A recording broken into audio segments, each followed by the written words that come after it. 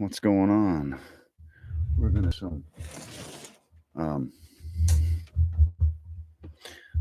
let's see, get my lighting here. Need to get some good, I don't know, regular lighting. Does the same thing every time. I'm not there yet, but I'll get there, I hope. All right, so tonight we're just gonna do some poetry. I'm about to turn on my TikTok feed because I go live there as well. So sort of do both because more people jump on there generally. And so yeah, so we'll just start doing some poetry reading. And if you have a request, feel free to drop it in the comments. Let's start with If by Rudyard Kipling. If you can keep your head when all about you are losing theirs and blaming it on you, if you can trust yourself when all men doubt you, but make allowance for their doubting too, if you can wait and not be tired by waiting, or being lied about, don't deal in lies, or being hated, don't give way to hating, and yet don't look too good nor talk too wise, if you can dream and not make dreams your master, if you can think and not make thoughts your aim, if you can meet with triumph and disaster and treat those two impostors just the same, if you can bear to hear the truth you've spoken, twisted by knaves to make a trap for fools, or watch the things you gave your life to broken, and stoop and build 'em up with worn out tools, if you can make one heap of all your winnings, and risk it at one turn of pitch and toss, and lose, and start again at your beginnings, and never breathe a word about your loss,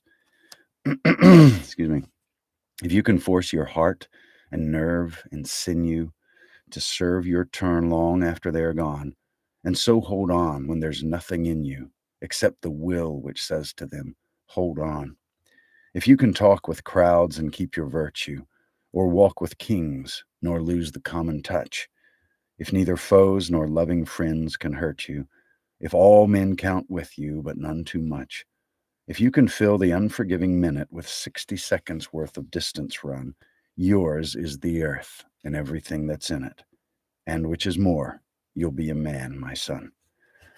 Excuse me. Rudyard Kipling, If. Here's one called Defeat by Edgar A. Guest. No one is beat till he quits. No one is through till he stops. No matter how far, no matter how hard failure hits, no matter how often he drops, a fellow's not down till he lies in the dust and refuses to rise. Fate can slam him and bang him around and batter his frame till he's sore, but she never can say that he's downed. But she never can say that he's downed while he bobs up serenely for more. A fellow's not dead till he dies, nor beat till he no longer tries. Edgar A. Guest. Defeat. Here's another can-do poem, Invictus by William Ernest Henley. Out of the night that covers me, black as the pit from pole to pole, I thank whatever gods may be for my unconquerable soul.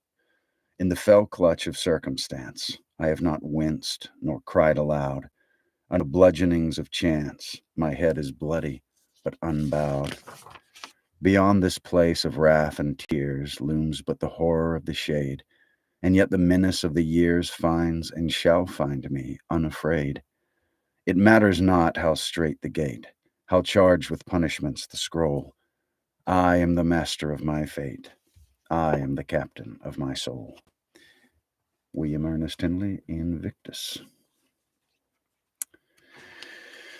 Yeah, I hope you're having a good night. If you're just joining, just doing a little poetry reading. So if I love poetry. I read it. I like it a lot. I got tons of poems that I like to read. If you have a poem you'd like me to read, feel free to drop it. And if not, and I don't do all poems. Sometimes I'll be like, no, I'm not going to do that one. But generally, yeah. So here's The Road Not Taken by Robert Frost. Two roads diverged in a yellow wood, and sorry I could not travel both and be one traveler.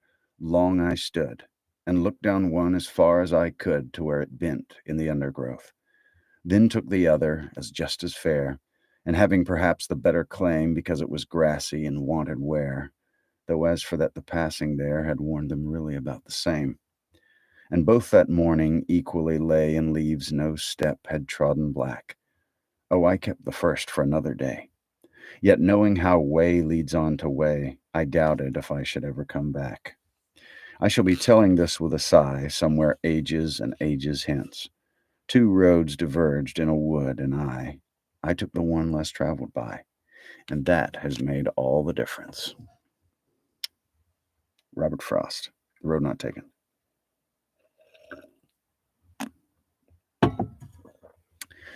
Did you check it? Nope, I didn't check out Harlot's House.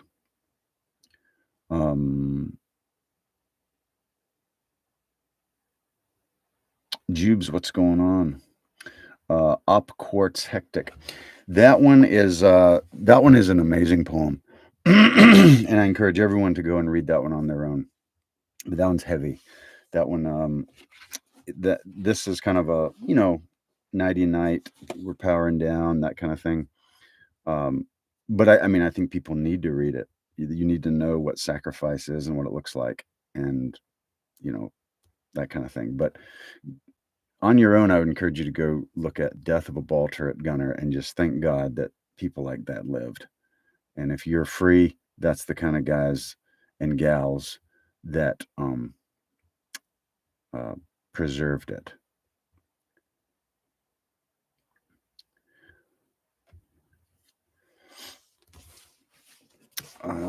Let's my little. I'll look that one up.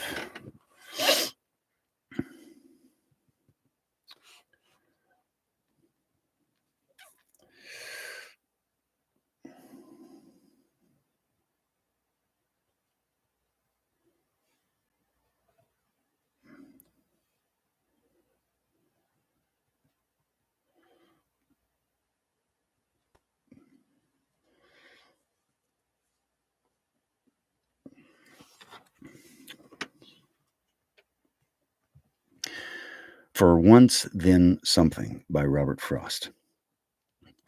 Others taunt me with having knelt at well curbs, always wrong to the light, so never seeing deeper down in the well than where the water gives me back in a shining surface picture, me myself in the summer heaven, godlike, looking out of a wreath of fern and cloud puffs. Once, when trying with chin against a well curb, I discerned, as I thought, beyond the picture, through the picture, a something white, uncertain, something more of the depths, and then I lost it. Water came to rebuke the too clear water. One drop fell from a fern, and lo, a ripple shook whatever it lay. A ripple shook whatever it was lay there at bottom, blurred it, blotted it out. What was that whiteness? Truth? A pebble of quartz? For once, then something.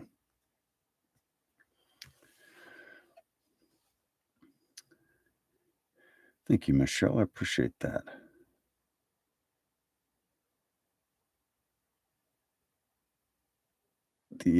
Actually just did If like 2 seconds ago. Did you? I guess you came in late.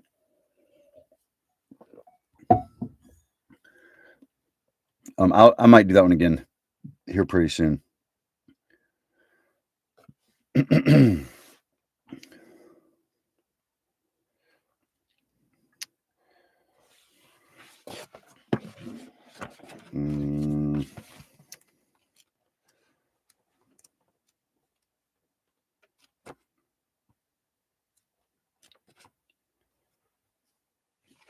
Here's a little bit from Plato, The Inner Man. Beauty depends on simplicity. I mean the true simplicity of a rightly and nobly ordered mind and character. He is a fool who seriously inclines to weigh the beautiful by any other standard than that of the good. The good is the beautiful. Grant me to be beautiful in the inner man. Peekaboo, hello. Good to see you.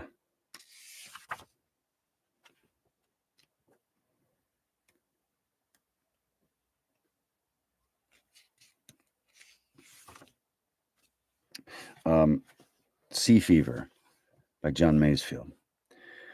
I must go down to the seas again, to the lonely sea in the sky, and all I ask is a tall ship and a star to steer her by, and the wheels kick, and the wind's song, and the white sails shaking, and a gray mist on the sea's face, and a gray dawn breaking. I must go down to the seas again, for the call of the running tide is a wild call and a clear call that may not be denied. And all I ask is a windy day with the white clouds flying, and the flung spray, and the blown spume, and the seagulls crying.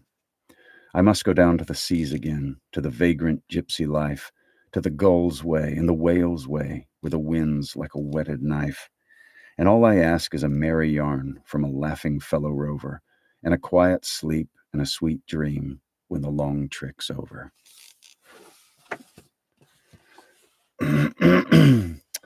Reading from A Treasury of Poems, a collection of the world's most famous and familiar verse.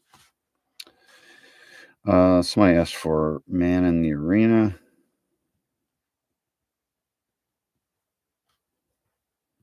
So we'll read the sort of the famous quote from that speech. It's by Theodore Roosevelt. And it says, "It is not the critic who counts, not the man who points out how the strong man stumbles, or where the doer of deeds could have done them better.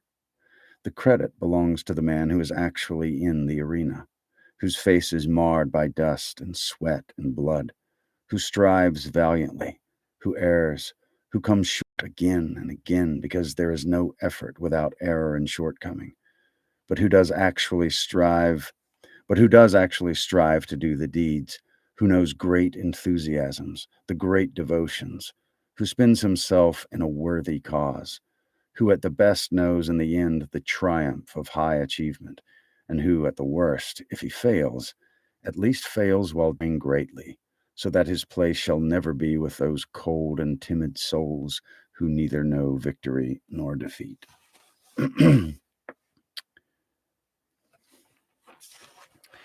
Theodore Roosevelt. William Wordsworth. I wandered lonely as a cloud that floats on high o'er vales and hills, when all at once I saw a crowd, a host of golden daffodils, beside the lake, beneath the trees, fluttering and dancing in the breeze. Continuous as the stars that shine and twinkle on the Milky Way, they stretched in never-ending line along the margin of a bay. 10,000 saw I at a glance, tossing their heads in sprightly dance. The waves beside them danced, but they outdid the sparkling waves in glee. A poet could not but be gay in such a jocund company. I gazed and gazed, but little thought what wealth the show to me had brought. For oft when on my couch I lie in vacant or in pensive mood, they flash upon that inward eye, which is the bliss of solitude. And then my heart with pleasure fills, and dances with the daffodils. Hey, David, what's going on?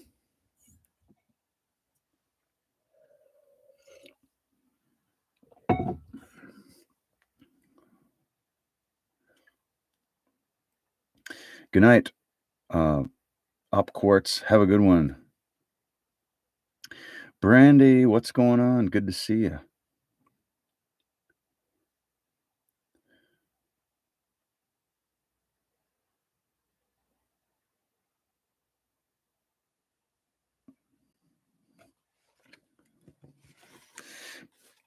Here is John Keats, and I think this is from Endymion or something like that. But this is just a quote from it, from John Keats. "A thing of beauty is a joy forever. Its loveliness increases. It will never pass into nothingness. but still will keep a bower quiet for us, and a sleep full of sweet dreams and health and quiet breathing. Therefore on every morrow are we wreathing a flowery band to bind us to the earth, spite of despondence, of the inhuman dearth of noble natures, of the gloomy days, of all the unhealthy and o'er-darkened ways made for our searching. Yes, in spite of all, some shape of beauty moves away the pall from our dark spirits. We're doing nursing school homework and reading poems. That's so cool. That's so cool, Nancy. That is awesome. And I appreciate you listening and doing nursing school homework, because I'm really glad that there are people that are strong enough to do that, because I don't think I could do that.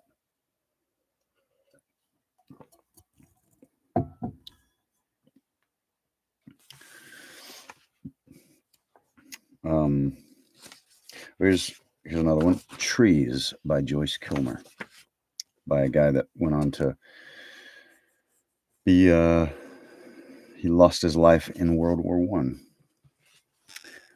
I think that I shall never see a poem lovely as a tree whose hungry mouth is pressed against the earth's sweet flowing breast, a tree that looks at God all day and lifts her leafy arms to pray, a tree that may in summer wear a nest of robins in her hair, upon whose bosom snow has lain, who intimately lives with rain. Poets are made by fools like me, but only God can make a tree. Trees by Joyce Kilmer. She Walks in Beauty. You bet. I love that one.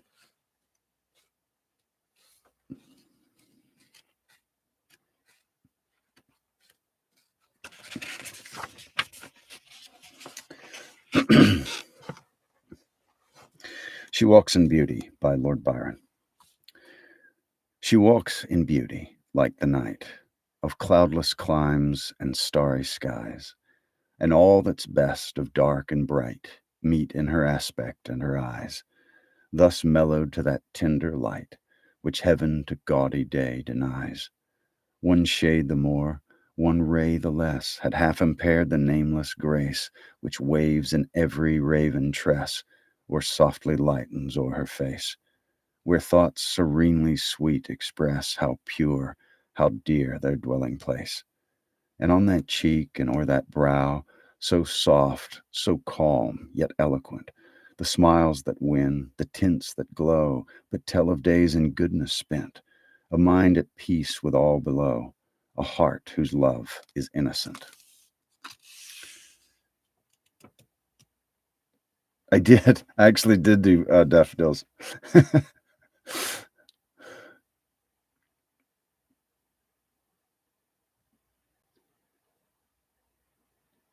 Poem was made. Oh, that's really cool. That must have been a pretty song.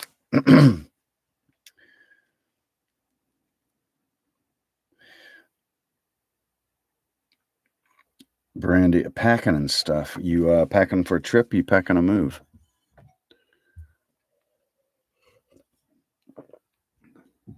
Now, a lot of times I do, obviously mostly shorter poems on lives, and I do, stuff that'll fit on TikTok within 3 minutes generally, and I'll post it. But on YouTube, I'll have a lot of longer poems, like the Raven, excuse me, the Rhyme of the Ancient Mariner. That doesn't fit on TikTok. It's almost 30 minutes long. That's on my YouTube. I have a lot of short stories that I do, Mark Twain, O. Henry, a lot of the classics. And if you like, if you need like, excuse me, I've got some kind of throat something.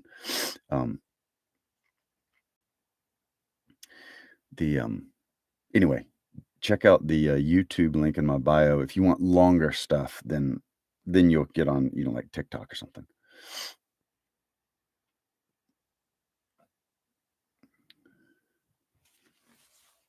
That's true, Peekaboo. That's very true. And I think poetry does a great job of that.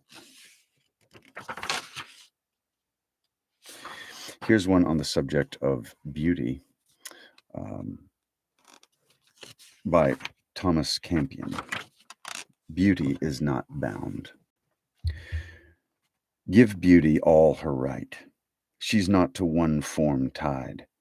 Each shape yields fair delight where her perfections bide. Helen, I grant, might pleasing be, and Rosamond was as sweet as she. Some the quick eye commends, some swelling lips and red. Pale looks have many friends, though sacred sweetness bred. Meadows have flowers that pleasures move, though roses are the flowers of love. Free beauty is not bound to one unmoved clime. She visits every ground and favors every time. Let the old loves with mine compare. My sovereign is as sweet and fair.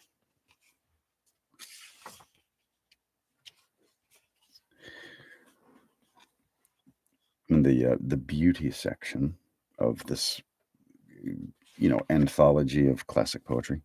So, how about shall I compare thee to a summer's day? Shall I compare thee to a summer's day? Thou art more lovely and more temperate. Rough winds do shake the darling buds of May, and summer's lease hath all too short a date. Sometime too hot the eye of heaven shines, and often is his gold complexion dimmed, and every fair from fair sometime declines, by chance or nature's changing untrimmed. But thy eternal summer shall not fade, nor lose possession of that fair thou owest, nor shall death brag thou wanderest in his shade, when in eternal lines to time thou growest. So long as men can breathe or eyes can see, so long lives this, and this gives life to thee.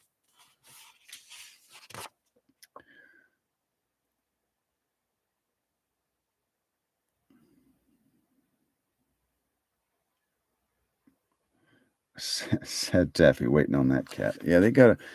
You can't cramp a cat. You gotta let a cat just do what it needs to do, whatever that is. You know that, of course. That's why you're out in the cold waiting. But I'm glad to be of company to you while we do that. Yeah, the Rhyme of the Ancient Mariner is amazing. The best one on YouTube, you could find three that I really like. Sir Ian McKellen has one on you. Somebody put it on YouTube, and it's amazing. The Richard Burton, there's one on YouTube. Rhyme of the Ancient Mariner, amazing. Oh, he's got such a good voice. And then mine. It doesn't compare to those, but I like it because I worked hard on it, and yeah. So obviously it's 28 minutes or something, 29 minutes, way too long to put on TikTok. So YouTube is where you'd want to go if you want some longer stuff that I've done. And then on these lives, I generally keep it generally short. Do shorter poems just so there's a little more interaction and things. But yeah, if you want long poems or short stories, or my Southern Jane Austen that I'm working on, go to my YouTube. I think I'm on chapter 7. I need to do chapter 8 tomorrow. All right, here's John Donne. Death, be not proud. Death, be not proud, though some have called thee mighty and dreadful, for thou art not so. For those whom thou thinkest thou dost overthrow die not, poor death, nor yet canst thou kill me. From rest and sleep, which but thy pictures be much pleasure, then from thee much more must flow. And soonest our best men with thee do go, rest of their bones and soul's delivery. Thou art slave to fate, chance, kings, and desperate men, and dost with poison, war, and sickness dwell, and poppy or charms can make us sleep as well and better than thy stroke. Why swellest thou then? One short sleep past, we wake eternally, and death shall be no more. Death, thou shalt die. I love that one.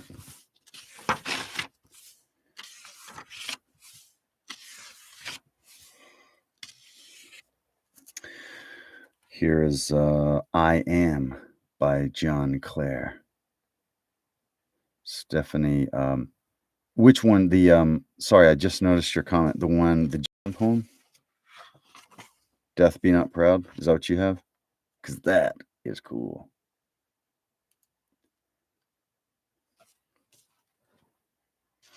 Very cool. I like that. I think that always shows great class in a person. You know, when it's something like that. So it was the one no regrets. um, that's really cool. John Clare, I Am. And remember this, he was struggling with his mental health. This is in the I think 40s. And he was in a mental institution when he wrote this. So to me, that makes this even more poignant. Like it makes you want to just go up and like give him a hug and say, "Hey, John, I think you're cool. You're going to be okay. Let's hang out." You know what I mean? So this is a guy in a mental institution who's having some real serious problems with mental health, and he's lost a lot of friends and opportunities, I'm sure. I Am by John Clare. I am. Yet what I am, none cares or knows. My friends forsake me like a memory lost. I am the self-consumer of my woes. They rise and vanish in oblivious host, like shades in love and death's oblivion lost. And yet I am, and live with shadows tossed into the nothingness of scorn and noise, into the living sea of waking dreams, where there is neither sense of life nor joys, but the vast shipwreck of my life's esteems. And in the dearest that I love the best are strange, nay, rather stranger than the rest.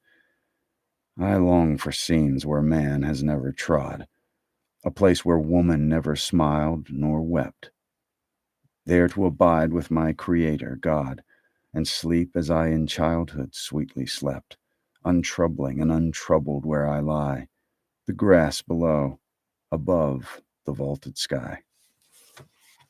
John Clare, I Am.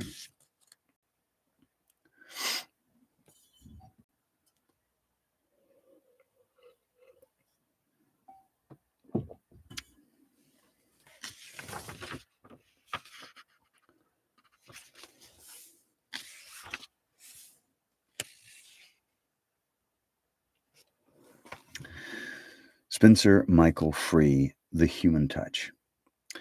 'Tis the human touch in this world that counts, the touch of your hand and mine, which means far more to the fainting heart than shelter and bread and wine. For shelter is gone when the night is o'er, and bread lasts only a day, but the touch of the hand and the sound of the voice sing on in the soul alway. The Human Touch, Spencer Michael Free.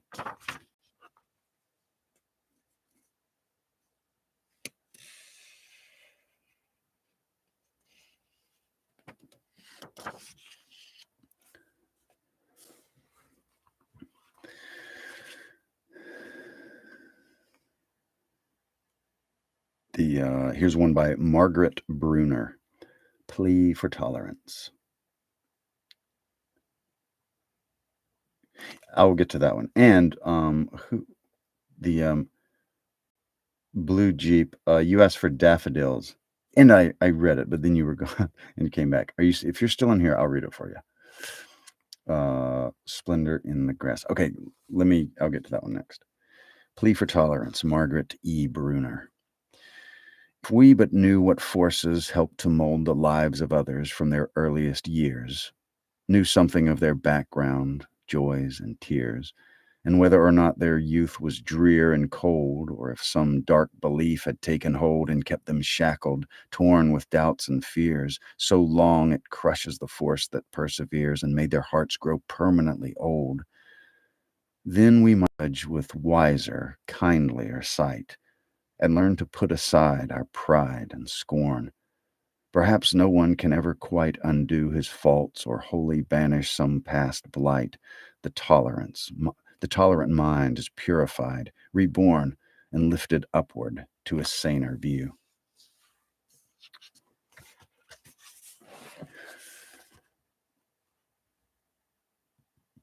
All right, Jubes, Splendor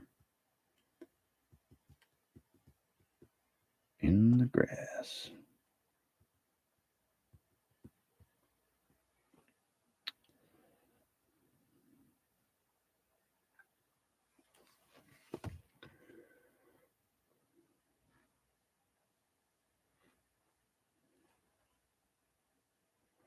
Okay. Splendor in the Grass by William Wordsworth. What though the radiance which was once so bright be now forever taken from my sight, though nothing can ever bring back the hour of splendor in the grass, of glory in the flower, we will not grieve. We will not grieve, rather find strength in what remains behind, in the primal sympathy, which having been must ever be, in the soothing thoughts that spring of human suffering, in the faith that looks through death, in years that bring the philosophic mind.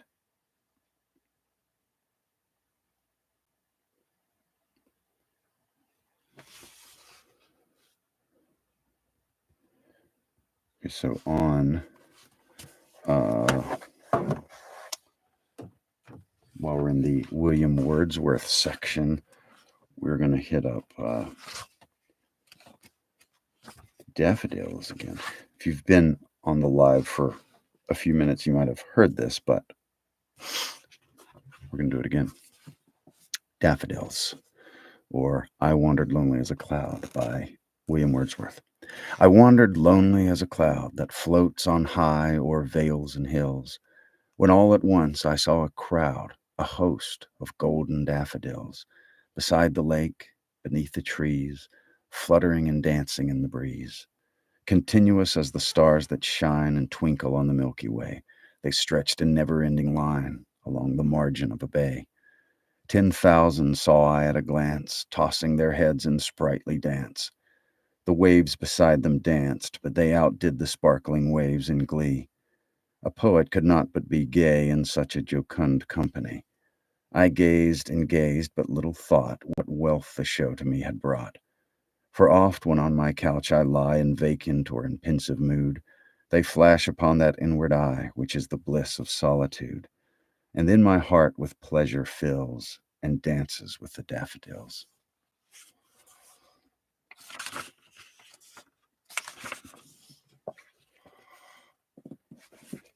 Jubes, good night. Have a good one. Thanks for swinging by.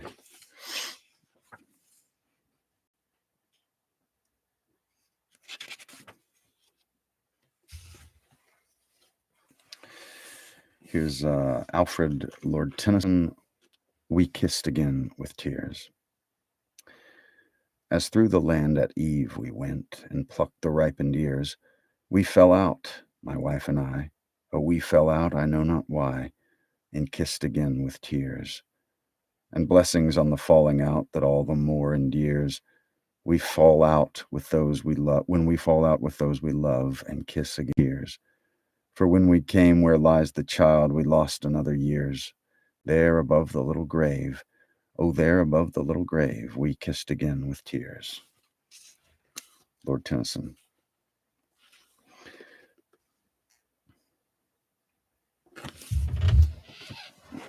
You bet. You bet. It's a great one. Here's another Wordsworth. She dwelt among the untrodden ways. She dwelt among the untrodden ways, beside the springs of Dove, a maid whom there were none to praise, and very few to love. A violet by a mossy stone, half hidden from the eye, fair as a star when only one is shining in the sky. She lived unknown, and few could know when Lucy ceased to be, but she is in her grave, and oh, the difference to me.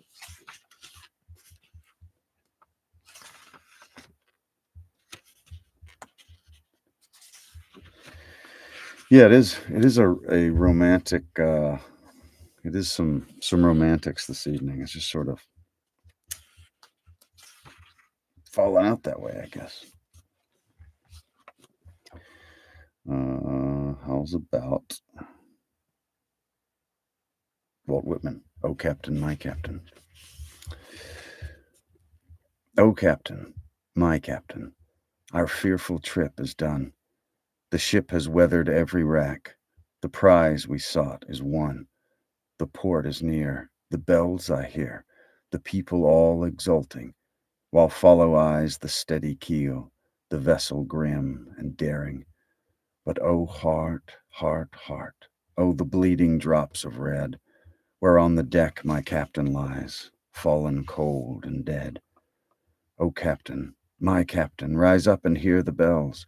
Rise up, for you the flag is flung, for you the bugle trills, for you bouquets and ribboned wreaths, for you the shores are crowding, for you they call, the swaying mass, their eager faces turning.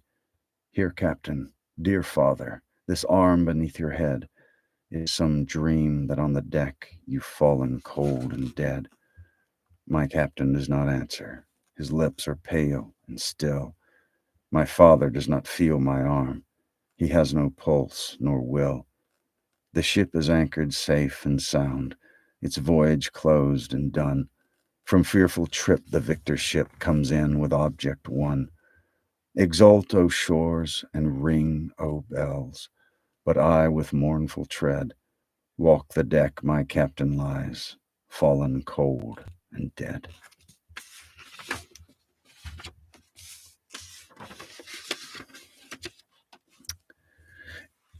You bet.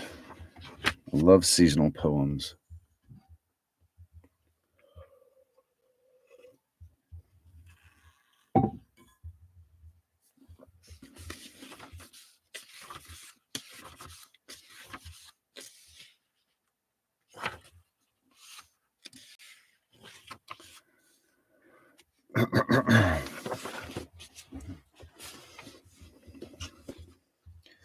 Let me see if my tablet doesn't die. If I can get that one pulled up here.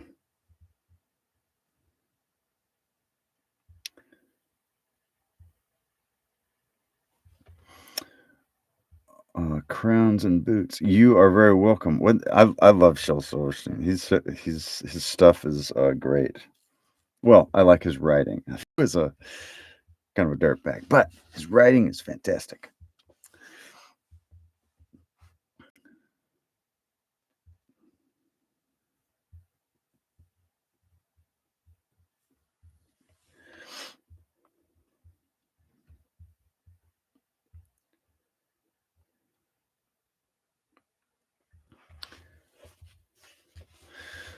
Darling by Jackie K. Okay, Sarah, let me look that one up right after this one. So here's Samhain by Annie Finch.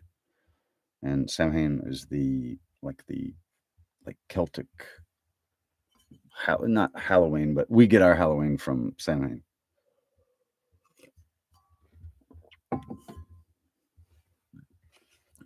When they said trick or treat, when the Druids said trick or treat, that wasn't just something they said.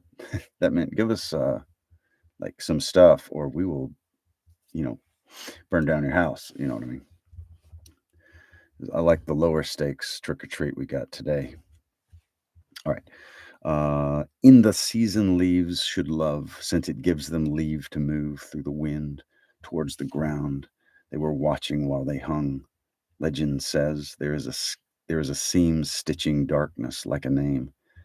Now, when dying grasses veil earth from the sky in one last pale wave, as autumn dies to bring winter back, and then the spring, we who die ourselves can peel back another kind of veil that hangs among us like thick smoke. Tonight, at last, I feel it shake. I feel the nights stretching away, thousands long behind the days, till they reach the darkness where all of me is ancestor. I move my hand and feel a touch move with me, and when I brush my own mind across another, I am with my mother's mother. Sure as footsteps in my waiting self, I find her, and she brings arms that carry answers for me, intimate, a waiting bounty. Carry me. She leaves this trail through a shudder of the veil, and leaves like amber where she stays, a gift for her perpetual gaze. Samhain by Annie Finch. Strong. Okay, by Jackie Key.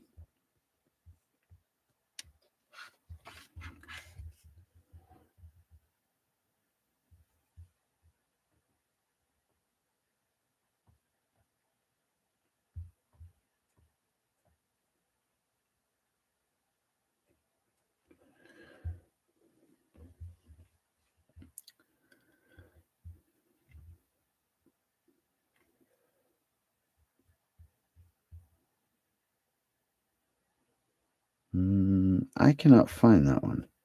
I see the book that for purchase or whatever, but since it's ones that aren't really old, it's hard to find them. So I'm not exactly sure where to find that one.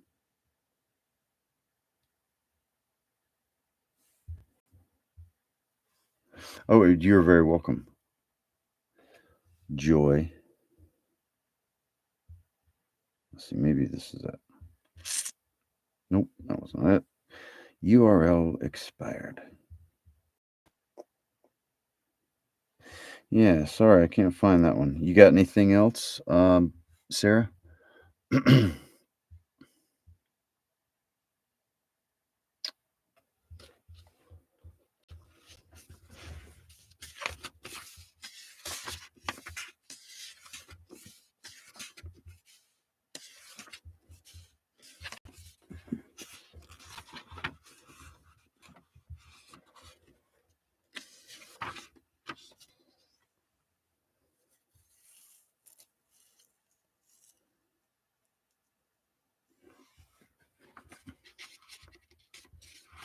While you're thinking, I'm going to read Anyone Lived in a Pretty How Town by E. E. Cummings.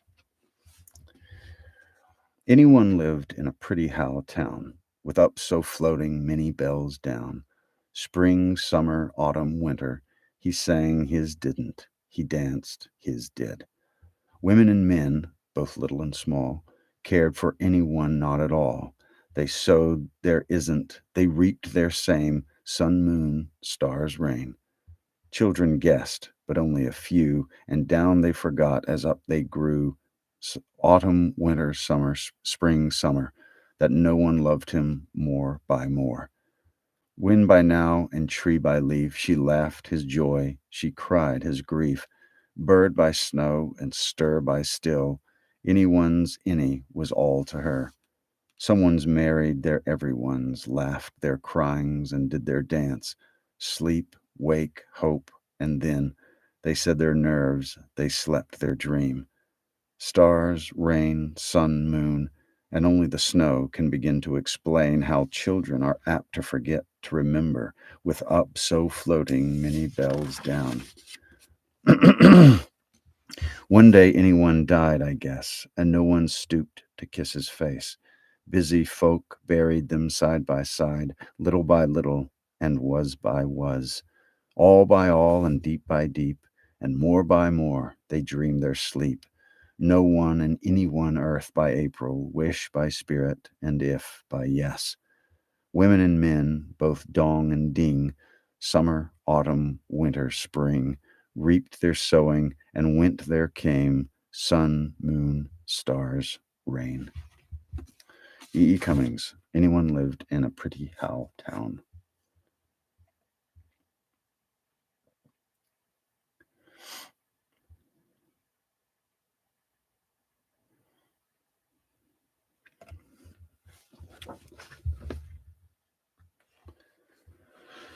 As soon as my little pad dies, we'll be restricted to this anthology here for the remainder. But we'll see if we can get a couple of these in.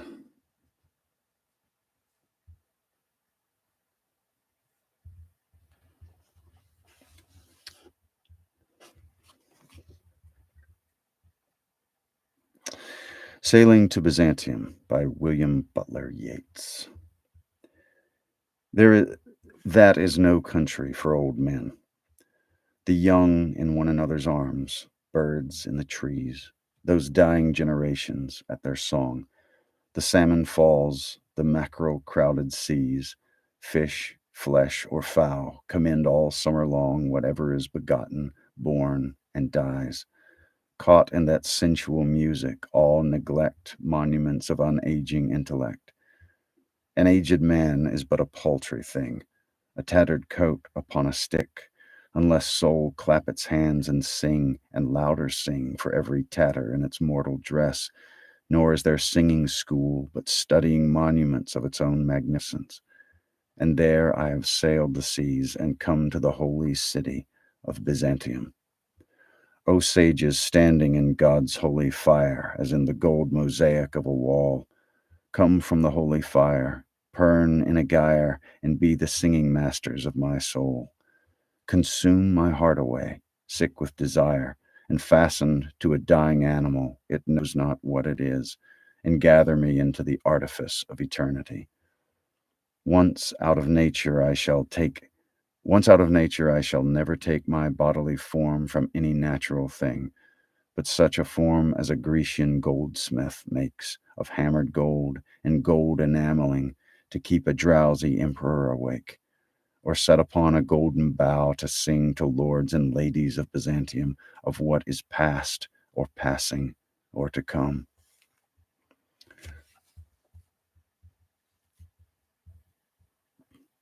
There you go, Michael.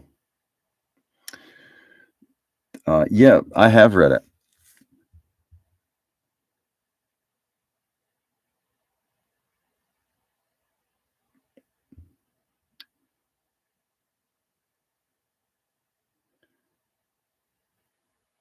The Oh, you're very welcome. I enjoy this. I always have fun. It's like reuniting with either old friends or being introduced to new ones, you know what I mean? So I always like taking requests.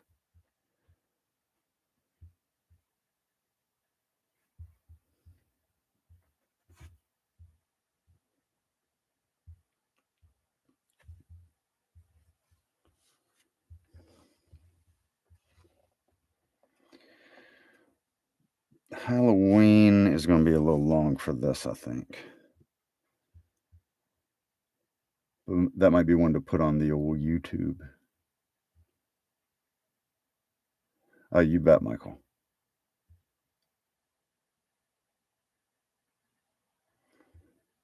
Silence for when the iPad dies. Okay. The I'm down to 5% and fading fast.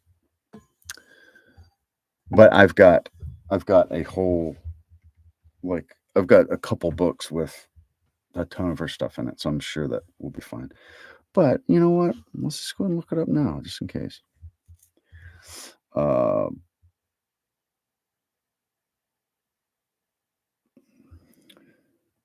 I do long if I've read it before and I kind of know where I'm going. If I haven't read it out loud on a live before, I usually pass. That's kind of my thinking on that.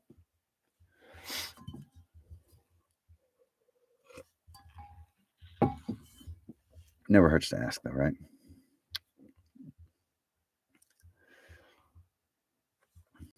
Nancy, I got the internet in my lap, so heck yeah, there's Maya Angelou in here. But we've only got 5% on the iPad. So,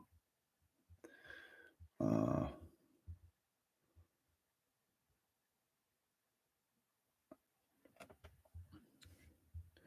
let's see.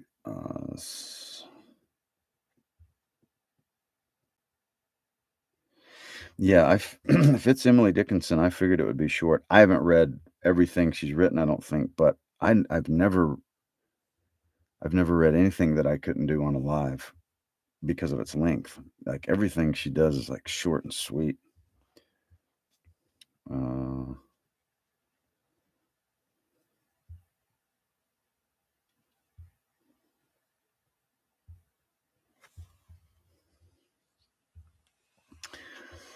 okay.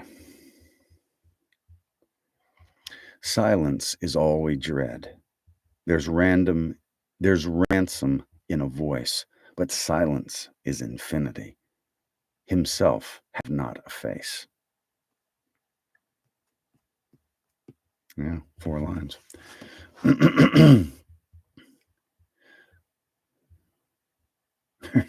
Exactly. Yeah, when I say short and sweet, like, sweet meaning it makes you think, not that it's actually sweet. Sometimes it's like, "Huh." Nancy, we are racing against time itself. We really are. Down to 4%.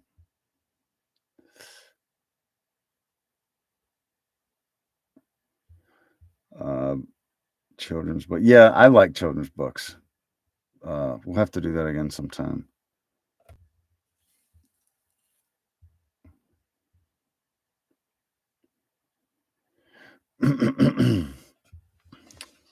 Thank you very much, Sarah, for the rose. Great suggestion. I just posted on my YouTube, I posted a like a compilation, I think of um, um, 8 Emily Dickinson poems. So most of hers are 30 seconds. So if you put it on YouTube, it's a short. But I want to keep uh, but I want to do like a longer form one for my, regular feed. So um I just posted that if you like Emily Dickinson. That's on my YouTube, and there's like 8 of them just back to back, and I put subtitles and all that on them, so you kinda read along.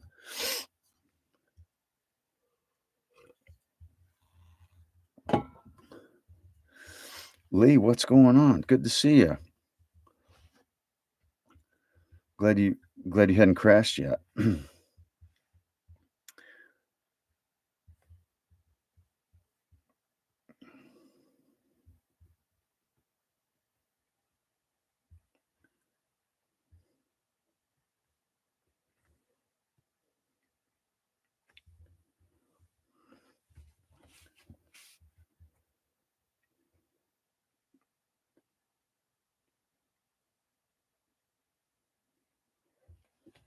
Okay, The Song of Wandering Angus? I don't know how to say that.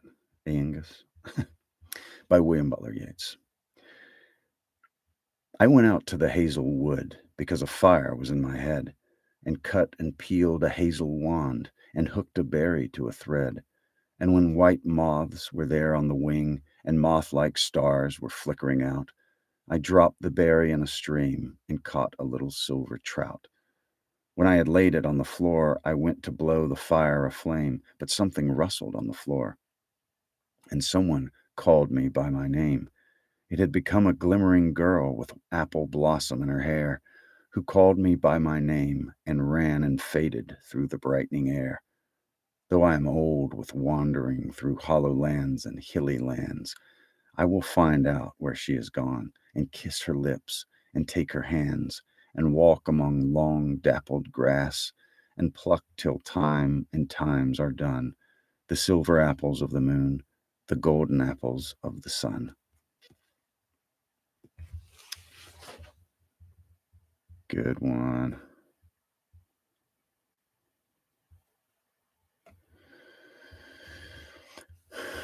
Patriotic ones. Let's see. I think there's actually a section in here of like patriotic poems. Um,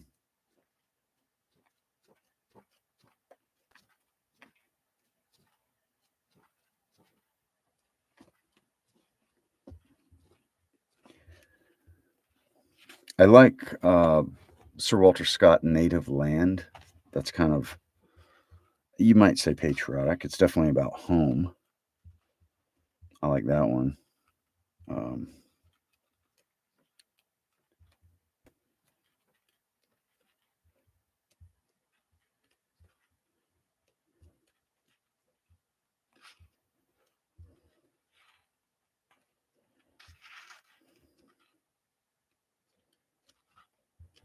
yeah, I don't know. I can't think of anything right off. Um,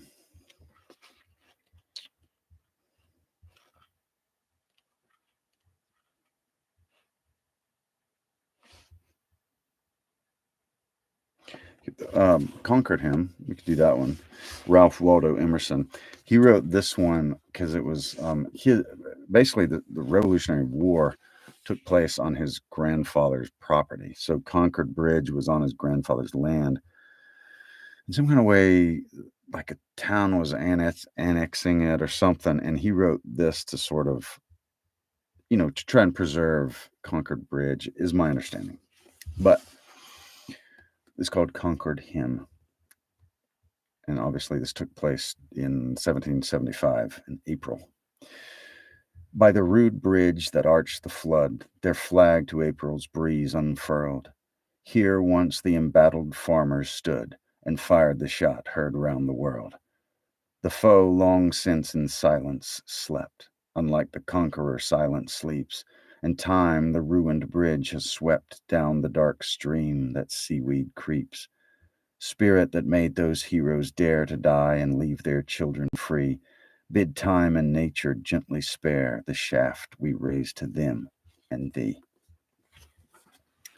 Conquered Him.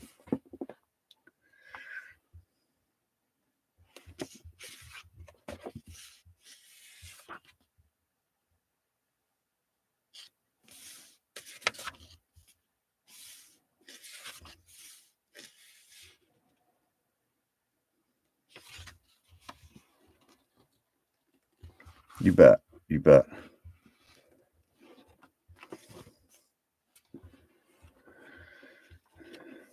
We got time for,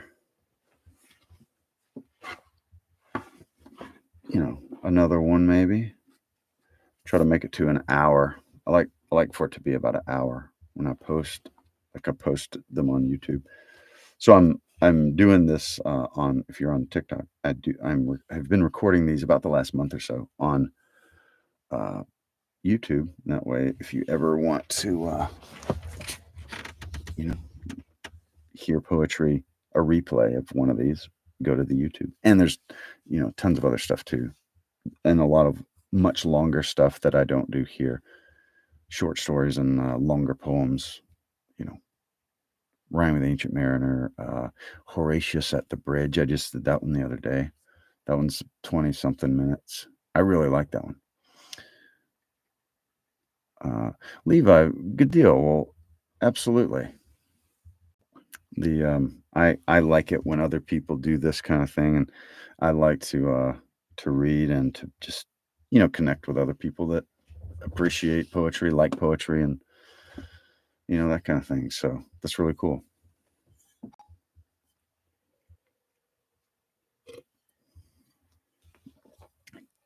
Good deal. Well, glad everybody's safe and sound, and have a good night. Thanks for swinging by.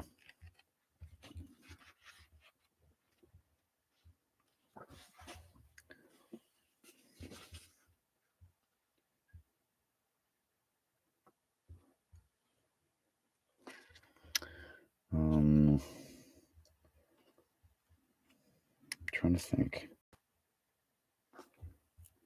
about Ella Wheeler-Wilcox. I would like to have met her.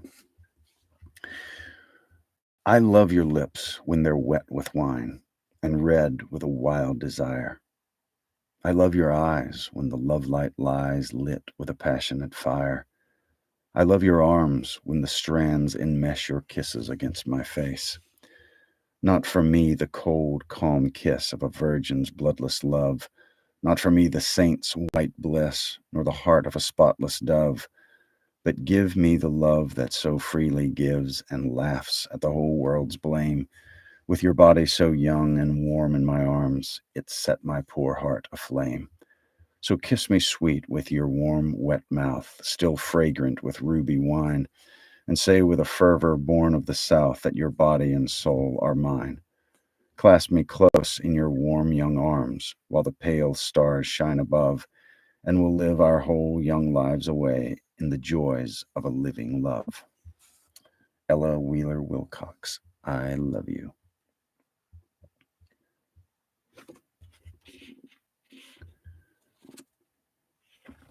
Nancy, have a great night.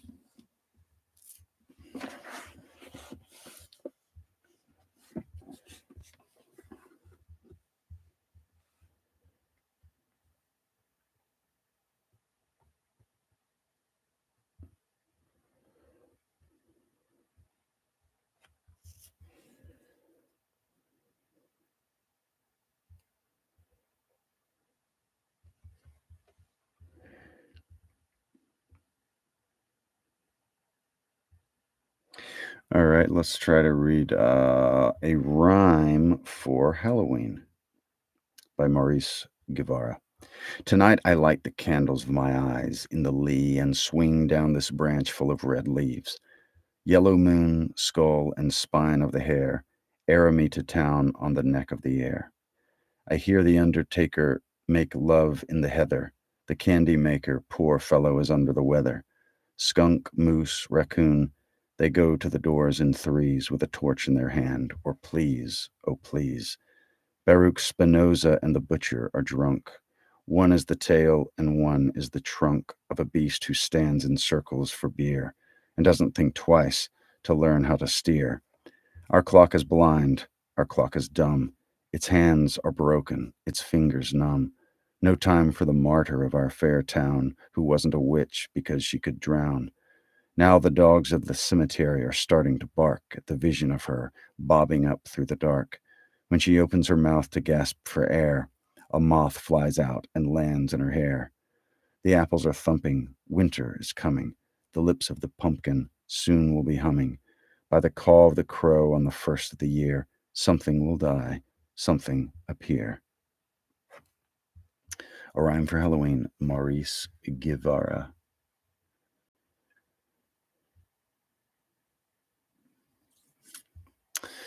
All right. Luke, I do voice coaching. Um, I do it for like, well, voice actors. And excuse me, I do like if someone is new or sort of lower than me, um, then I say lower than me, less experienced than me. That's what a terrible thing to say. Um, Less experience. If, someone that is obviously if I talk to him and I'll be like, "I don't think I can help you. I think you're so, you're kind of doing your thing. I don't know that I could do a lot for you." Then I'll kind of send them on their way or send them to someone that's more experienced than me. But yeah, if you're doing that, I'm recording a reading of the King James Bible looking for um let's see here. I'm gonna type my email. Not even novice. Like it could be someone that's I mean, you could have less experience than me and be on network television a lot. I'm just saying, like, different things. I can just tell if I can help somebody or not. And if I don't think I can, I will not take your money.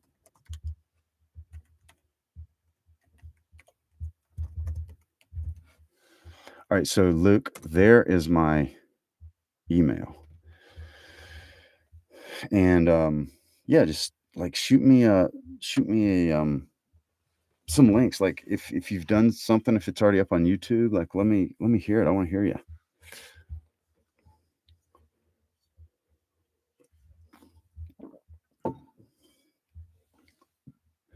Good deal. Good deal. I would love to hear from you. I just love hearing other people read. Like, I love hearing people read poetry.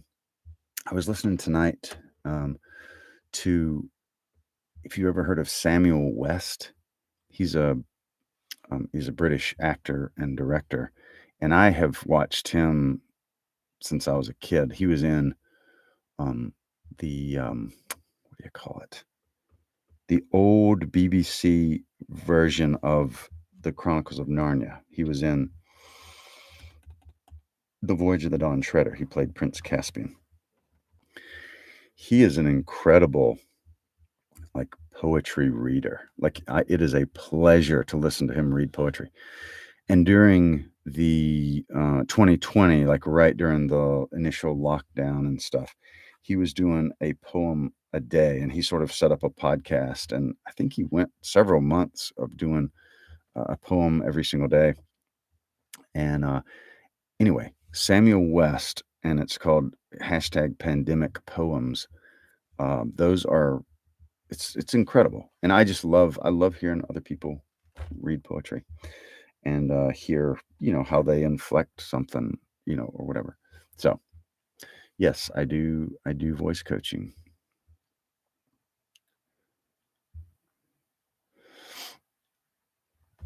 Good deal. No, Let me see if we're. Uh,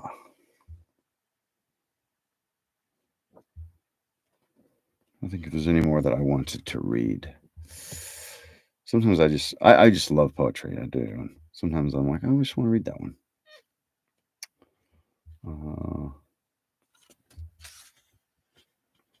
I want to read Dylan Thomas, and Death Shall Have No Dominion. This will probably be the last one. And death shall have no dominion. Dead men naked, they shall be one with the man in the wind and the west moon. When their bones are picked clean and the clean bones gone, they shall have stars at elbow foot. Though they go mad, they shall be sane. Though they sink through the sea, they shall rise again. Though lovers be lost, love shall not, and death shall have no dominion. And death shall have no dominion. Under the windings of the sea, they lying long shall not die windily. Twisting on racks when sinews give way, strap wheel, yet they shall not break. Faith in their hands shall snap in two, and the unicorn evils run them through. Split all ends up, they shan't crack, and death shall have no dominion. And death shall have no dominion. No more may gulls cry at their ears, or waves break loud on the seashores. Where blew a flower, may a flower no more lift its head to the blows of the rain. Though they be mad and dead as nails, heads of the characters hammer through daisies, break in the sun till the sun breaks down, and death shall have no dominion. Good evening, Charity. How's it going?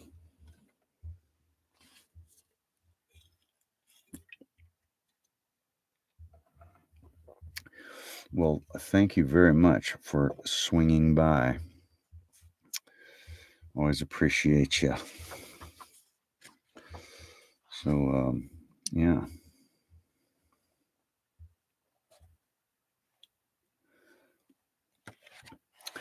Charity, do you have anything? You got anything that you want to hear, or whatever? Because I'm wrapping it up, but I don't like closing it right if someone's like, oh hey, poetry, you know, we'll hang out a little longer if I can. I can read the Highwayman at some point. That's one of those ones that's kind of long. The actually, it's not. I've read that one so much. That one might actually be doable. I might could do that one. Yeah.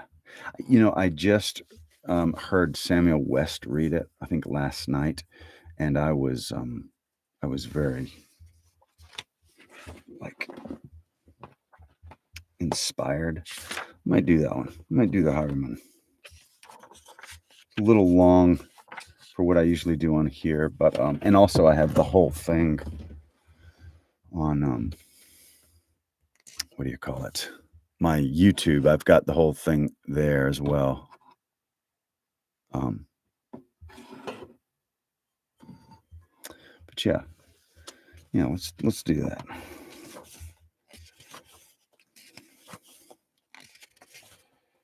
The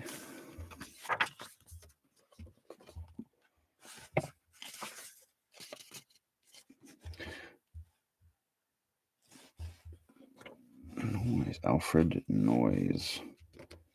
I know it's in this book. I'm trying to look it up.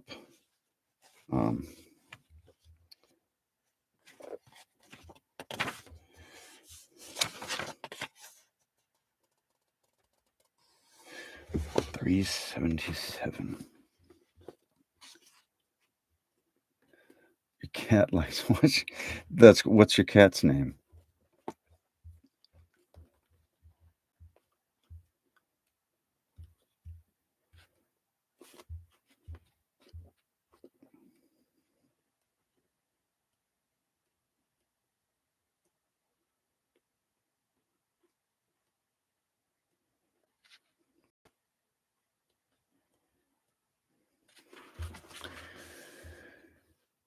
Mina Oh, Mina. Well, you're going to like this one. Okay, The Highwayman by Alfred Noyes. The wind was a torrent of darkness among the gusty trees. The moon was a earthly galleon tossed upon stormy seas. The road was a ribbon of moonlight over the purple moor, and the highwayman came riding, riding, riding, and the highwayman came riding up to the old inn door. He'd a French cocked hat on his forehead, a bunch of lace at his chin, a coat of claret velvet, and breeches of brown doeskin. They fitted with never a wrinkle. His boots were up to the thigh, and he rode with a jeweled twinkle, his pistol butts a twinkle, his rapier hilt a twinkle, under the jeweled sky. Over the cobbles he clattered and clashed in the dark inn-yard, and he tapped with his whip on the shutters, but all was locked and barred. He whistled a tune to the window, and who should be waiting there but the landlord's black-eyed daughter, Bess, the landlord's black-eyed daughter, plaiting a dark red love knot into her long black hair. And then in the dark old inn-yard a stable wicket creaked, where Tim the ostler listened. His face was white and peaked. His eyes were hollows of madness, his hair like mouldy hay. But he loved the landlord's daughter, the landlord's red-lipped daughter. Dumb as a dog he listened, and he heard the robber say, "One kiss, my bonny sweetheart, I'm after a prize tonight, but I shall be back with the yellow gold before the morning light. Yet if they press me sharply and harry me through the day, then look for me by moonlight, watch for me by moonlight. I'll come to thee by moonlight, though hell should bar the way." He rose upright in the stirrups. He scarce could reach her hand, but she loosened her hair in the casement. His hand burnt like a brand as the black cascade of perfume came tumbling over his breast, and he kissed its waves in the moonlight. Oh, sweet black waves in the moonlight. Then he tugged at his reins in the moonlight and galloped away to the west. He did not come in the dawning. He did not come at noon. And out of the tawny sunset, before the rise of the moon, when the road was a gypsy's ribbon looping the purple moor, a red-coat troop came marching, marching, marching. King George's men came marching up to the old inn door. They said no word to the landlord. They drank his ale instead. But they gagged his daughter and bound her to the foot of her narrow bed. Two of them knelt at her casement with muskets at the side. There was death at every window, and hell at one dark window, for Bess could see through her casement the road that he would ride. They had tied her up to attention with many a sniggering jest. They had bound a musket beside her with the barrel beneath her breast. "Now keep good watch," and they kissed her. They heard the dead man say, "Look for me by moonlight, watch for me by moonlight. I'll come to thee by moonlight, though hell should bar the way."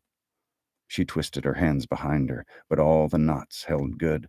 She writhed her hands till her fingers were wet with sweat or blood. They stretched and strained in the darkness, and the hours crawled by like years, till now, on the stroke of midnight, cold on the stroke of midnight, the tip of one finger touched it. The trigger, at least, was hers. The tip of one finger touched it. She strove no more for the rest. Up she stood to attention, with the barrel beneath her breast. She would not risk their hearing. She would not strive again, for the road lay bare in the moonlight, blank and bare in the moonlight, and the blood of her veins in the moonlight throbbed to her love's refrain. Clop, clop, clop, clop, clop, clop. Had they heard it? The horse hooves ringing here. Clop, clop, clop, clop, clop, clop in the distance. Were they deaf that they did not hear? Down the ribbon of moonlight, over the brow of the hill, the highwaymen came riding, riding, riding. The redcoats looked to their priming. She stood up, straight and still. Clop, clop, clop, clop, in the frosty silence. Clop, clop, in the echoing night. Nearer he came, and nearer. Her face was like a light. Her eyes grew wide for a moment. Then she drew one last deep breath. Then her finger moved in the moonlight. Her musket shattered the moonlight, shattered her breast in the moonlight, and warned him with her death. He turned and spurred him westward. He did not know who stood bowed with her head. He did not know who stood bowed with her head o'er the musket, drenched with her own red blood. Not till the dawn he heard it, and slowly blanched to hear how Bess, the landlord's daughter, the landlord's black-eyed daughter, had watched for her love in the moonlight and died in the darkness there. Back he spurred like a madman, shrieking a curse to the sky, with the white road smoking behind him, and his rapier brandished high. Blood red were his spurs in the golden noon. Wine red was his velvet coat when they shot him down on the highway, down like a dog on the highway. And he lay in his blood on the highway, with a bunch of lace at his throat. And still a winter's night, they say, when the wind is in the trees, when the moon is a ghostly galleon tossed upon cloudy seas, when the road is a ribbon of moonlight over the purple moor, a highwayman comes riding, riding, riding. A highwayman comes riding up to the old inn door.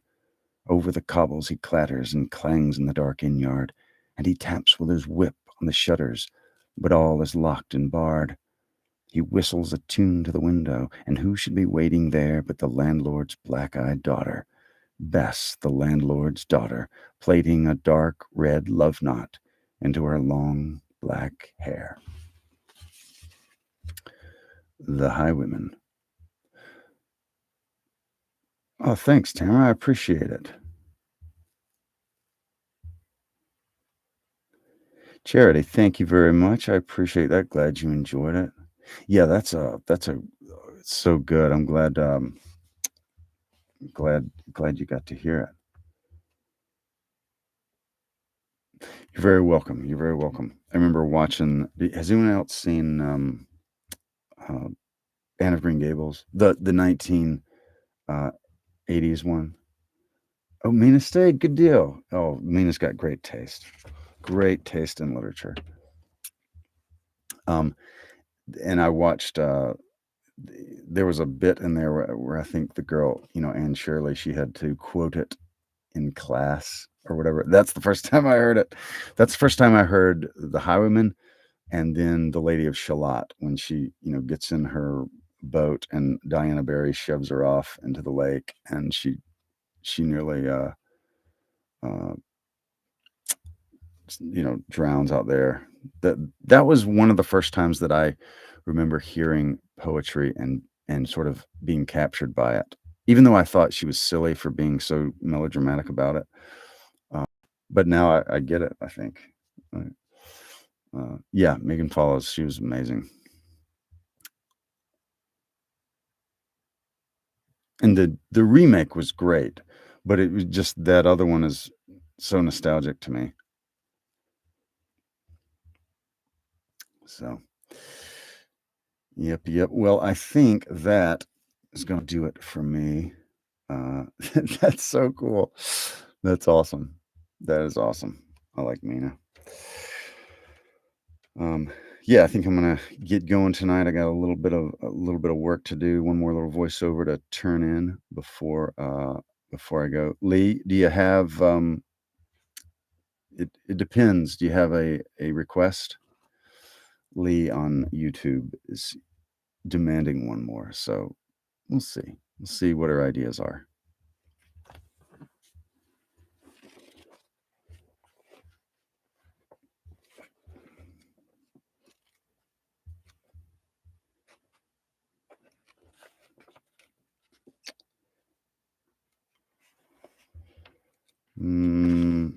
Okay.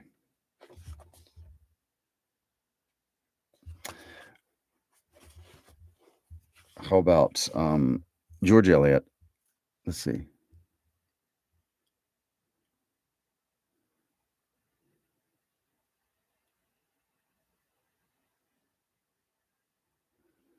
They're looking into the sea, but not finding. I don't know the title of that one. I mean, I might, but I'm not. I'm drawing a blank based on that description. Although Robert Frost narrows it down.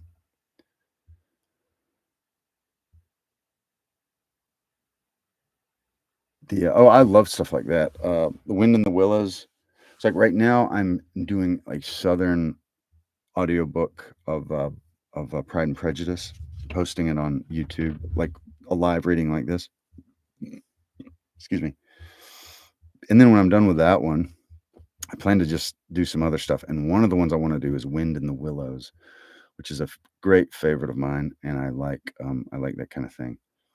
But yeah, I mean, that's not weird at all. I love that kind of stuff. If I ever get my hands on it, maybe so. All right, let's see. Lee on YouTube wants neither out far nor in deep. Let's see. See how long that one is.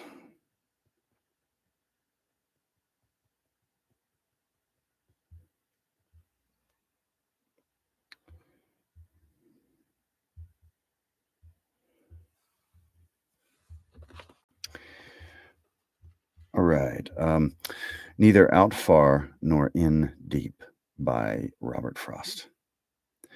The people along the sand all turn and look one way. They turn their backs on the land. They look at the sea all day. As long as it takes to pass, a ship keeps raising its hull. The wetter ground like glass reflects a standing gull. The land may vary more, but wherever the truth may be, the water comes ashore, and the people look at the sea. They cannot look out far, they cannot look in deep, but when was that ever a bar to any watch they keep? Neither Out Far Nor In Deep by Robert Frost.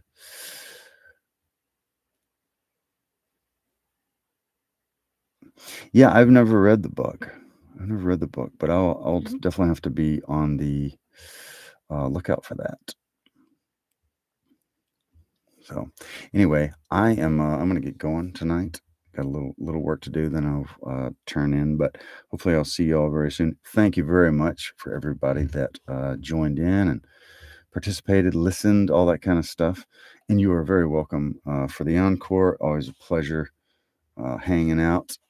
Y'all are so cool. I like you.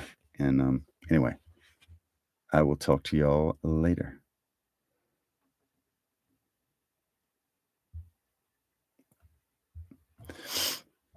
All right, so turned off my TikTok and now I'm about to turn off my YouTube. So thank you very much. I really appreciate. And Lee, is really good to have you. I'm glad you stayed up.